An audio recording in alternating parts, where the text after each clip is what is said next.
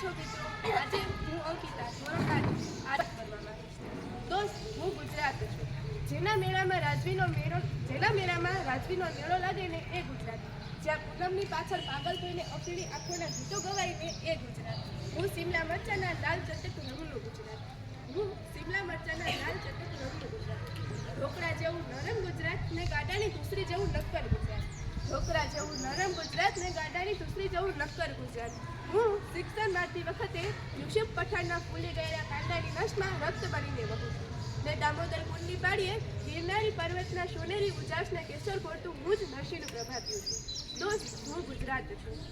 સમગ્ર પૃથ્વી પથ પર માત્ર એક એવું રાજ્ય કે જેને રાષ્ટ્રના 2 રાષ્ટ્રપિતા સર્જ્યા છે અને મારામાં જગતનો ઇતિહાસ પડખો ફેરવીને પલટી દેવાની તાકાત છે. મારામાં ધરતીની છાતી ચીરીને ઇતિહાસ બદલનાર ઇન્દુલાલ યાજ્ઞિક વસે છે, જ્યારે એ જ નકશામાં એક ઝાટકે આકાર બદલીનાર સરદાર પટેલ પણ વસે છે. કુરુક્ષેત્રની વચ્ચે ગીતા સંભળાવનાર યોગેશ્વર ને શરદ પૂનમની રાતે ગોપીઓને નચાવનાર મુરલીધરનું ઘર ને હસ્તિનાપુરનું સિંહાસન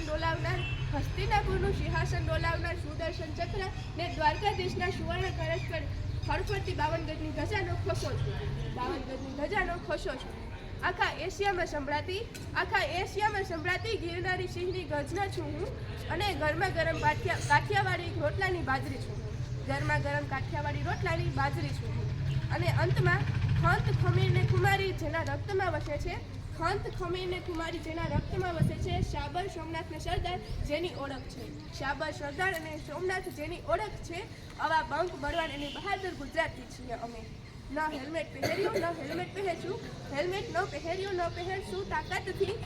અરે પોલીસ પકડશે તો ચા પાણી આપીને છૂટી જશું. અને જ્યારે કોઈને મદદ જોઈએ તો રાત દી એક કરી દઈશું. અરે એલા, ટેન્શન નહીં લેવાનું, કીધું ને 1 2 3 ને 3.5. અરે એલા, 3.5 શું છે એ તો વેદથી માપીને જુઓ. જ્યારે તમે વેદથી માપશો ને તો 1 2 3 ને 3.5 દિલ આવશે. કહેવાનો મતલબ એમ થયો કે જ્યારે કાંઈ પણ ટેન્શન આવે ત્યારે ટેન્શન નહીં લેવાનું, કારણ કે આપણે દિલથી એને સંભાળી લઈશું. અને અસ્તુ, જય જય.